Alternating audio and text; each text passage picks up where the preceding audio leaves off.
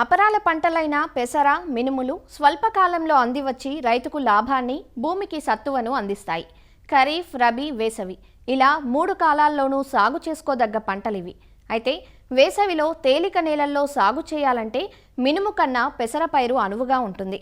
దాల్వా వరి తర్వాత అలానే మెట్టలో ఇతర పంటలు తీసుకున్న తర్వాత పెసరను సాగు చేయవచ్చు. నేల సారం పెంచేందుకు, పంటల సరళిని మార్చుకునేందుకు పెసర ఉపకరిస్తుంది. 2-3 నీటి తడులు ఇవ్వగలిగితే చాలు, విత్తిన 55 నుంచి 60 రోజులకే అంది వస్తుంది. పెసరను మార్చి మాసంలోపు విత్తుకునే అవకాశం ఉంది.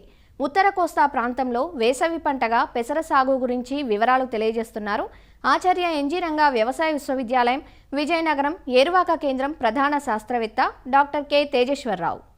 వేసవిలో పొలాలని ఖాళీగా ఉంచే బదులు వేసవిలో వేసుకునే ప్రత్యేకమైన పంటగా పెసరను మనం చేసుకోవచ్చు. తద్వారా పెసరను మనం కాయ గింజ తీసుకున్న తర్వాత ఏదైతే మిగిలిన ఈ బొత్తు పెసర వ్యర్థాలు మనకి అర్థవంతమైన సేంద్రీయ పదార్థంగా తయారవుతుంది. ఇక్కడ విత్తుకోవడానికి సమయం మనం చూసుకుంటే ఇప్పుడు ఈ మార్చి 15 లోపు విత్తుకుంటే నీటి ఆధారం ఉండడం, అదేవిధంగా కొంచెం కండగట్టిన నేలలో చేస్తే చాలా వరకు మధ్యలో 1-2 తడులతో బెట్ట గురి కాకుండా చేస్తే వేసవిలో 8 క్వింటాలను తగ్గగా తీసుకోవచ్చు. ముఖ్యంగా ఇప్పుడు వేసవికి చెప్పుకునే రకాల్లో మనం చూసుకుంటే మంచి రకాలు మనకు అనుకూలంగా లభ్యంగా ఇక్కడ ఉన్నాయి. ముఖ్యమైన రకాల్లో ఈ WGG42 అనే రకం ఉందండి. ఇది సుమారుగా మనకి 4 క్వింటాల పైచిలికే దిగుబడినిచ్చి, ఇది పల్లాకుని తట్టుకునే రకం కాకుండా గింజలు కొంచెం లావుగా ఉండి మెరుస్తూ ఉండే రకం కాబట్టి దీన్ని మనం వాడుకోవడానికి ఒక అవకాశం ఉంది. అదేవిధంగా మన పాతకాలం మనం చెప్పుకునే ఈ LGG 460 కూడా చాలా వరకు ఈ 65-70 రోజుల వేసవిలో అయిపోయి సుమారుగా 6 క్వింటాల వరకు దిగుబడిని మనకిస్తూ, కాయలు గుత్తులు గుత్తులుగా మనకి కాసి పైభాగంలో గాని కోయడానికి మనకు వీలుగా ఉంటుంది. ఒకేసారి కోతకు వస్తుంది. అదేవిధంగా ముఖ్యమైన ఈ పల్లాకు తెగులును తట్టుకుంటుంది కాబట్టి ఈ రకాన్ని కూడా LGG 460 కూడా మనం వాడుకుంటే వేసవిలో ప్రయోజనకరం. అదేవిధంగా మనకి లామ్ నుంచి LGG 607 అనే రకం వచ్చింది. ఈ రకాలు కూడా మంచి గుణగణం కలిగి ఉంది. LGG 607 అనే రకం సుమారుగా ఒక 60 రోజుల్లో మనకి దిగుబడికి వస్తూ ఒక 7 క్వింటాల వరకు మనకి దిగుబడినిచ్చి పల్లాకుని తట్టుకునే రకం.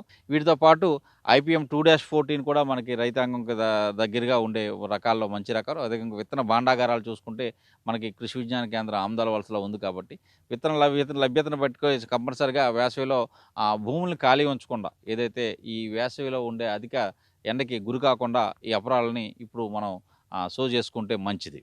ఏదైతే అపరాలను కంపల్సరీగా విత్తన శుద్ధి చేయడం, 1 కిలో విత్తనానికి ఒక 2.5 గ్రాముల థైరామ్ కానీ, లేకపోతే కాప్టాన్ కానీ, లేకపోతే మ్యాంకోజెబ్ కానీ, ఈ కార్బండైజం కానీ వాడి ఈ తెగుళ్ళ సమస్యలను లేకపోతే పురుగుల సమస్యలను మనం నివారించుకోవచ్చు. ముఖ్యంగా 5 మిల్లీలీటర్ ఇమిడాక్లోప్రిడ్ కానీ, లేకపోతే 5 గ్రాముల థయోమితాక్సమ్ అనేది మన మార్కెట్లో దొరుకుతుంది. దానికన్నా వేసి విత్తన శుద్ధి చేసుకుంటే మనకు వచ్చే ఆదరించడం వల్ల కలిగే ప్రయోజనం ఏంటంటే మొదట 15-20 రోజుల్లో మనకి ఏ రకమైన సమస్యలు ఉండవు. ఇటు పురుగుకు సంబంధించి తెగుళ్ళ సమస్యలు ఉండవు, రసం పీల్చే పురుగులు ఉండవు కాబట్టి విత్తన శుద్ధి చేసి వేసవి పెసరను విచ్చుకోవాల్సిన అవసరం రైతాంగం గమనించాలి. ఇకపోతే విత్తన మోతాదు సుమారుగా మనకి ఈ వేసవిలో మనం చేసుకునే రైతాంగం సుమారుగా ఒక 12 కిలోలు తగ్గకుండా పెసరని మనం వేసవిలో విత్తుకోవడం. కలుపు సమస్యకి మనకు చాలా వరకు నివారించడానికి మార్కెట్లో కలుపు యాజమాన్యానికి తగిన మందులున్నాయి. ఏదైతే మనకి హోదా ఏమైనా ఎక్కువగా నిర్మూలనకి ఫెనాక్సోప్రాప్ మిథాయిల్ మనకు మార్కెట్లో ఉంది. 250 మిల్లీలీటర్లు లీటర్ నీటికి 200 లీటర్ల నీటిలో కలిపి ఎకరాకి పిచికారీ చేసుకోవచ్చు.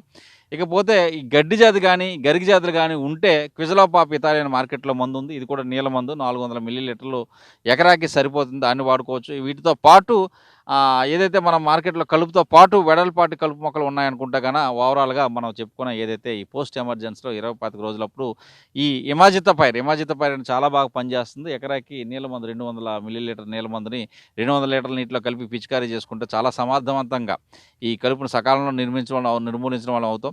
వీటితో పాటు ఈ అవరోధకాల్లో మారుకా మచ్చల పురుగు ఒకటి చెప్పడం జరుగుతుంది. ఏదైతే సమగ్ర సస్యరక్షణ వీటి అన్నింటిలో మాట్లాడుకుంటే లింగాకర్షక బుట్టలు ఒక ఎకరాకి 4 లింగాకర్షక బుట్టలు పెట్టుకోవడం ఈ మారుకాకి. అదేవిధంగా తొలి దశలో మనం మొదట 20-25 రోజులప్పుడే 5% వేప గింజల కషాయం పిచికారీ చేసుకోవడం.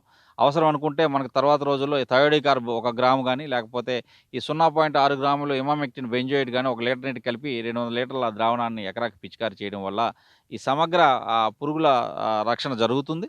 అదేవిధంగా పైపాటు పోషకాలు ఒకటి మనం మాట్లాడుకోవాలి. పైపాటు పోషకాలు ఏవైతే ఈ బెట్ట నుంచి తట్టుకోవడానికి పైపాటుగా మనం 2 సార్లు చెప్తున్నాం. 20-25 రోజులప్పుడు మనం పైపాటుగా ఈ 19-19-19 అనేది 5 గ్రాముల లీటర్ నీటికి చొప్పున పైపాటుగా పిచికారీ చేసుకోవడం. అలానే 45-50 రోజులప్పుడు కూడా ఈ మల్టీకే 13-0-45ని పైపాటుగా పిచికారీ చేసుకునే ఒక పోషకంగా మనం చెప్తున్నాం. 5 గ్రాముల లీటర్ నీటికి చొప్పున పిచికారీ చేసుకోవచ్చు.